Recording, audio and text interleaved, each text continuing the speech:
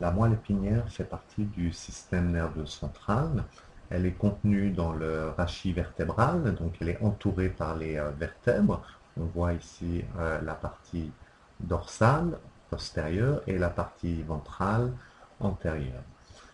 Comme le reste du système nerveux central, elle est entourée des méninges. Ici, la durmère, juste en dessous, l'arachnoïde, très vascularisé, et enfin, l'apimère.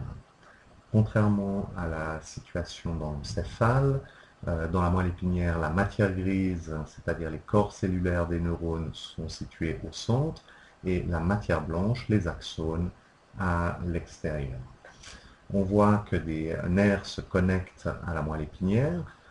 Sur la racine postérieure, on a la racine sensitive et sur la corne antérieure, la racine motrice.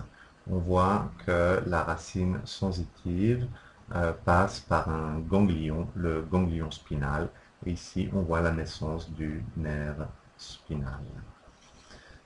Si on regarde maintenant, voilà, on voit ici comment la corne antérieure contient les motoneurones, les neurones moteurs, qui innervent les fibres motrices.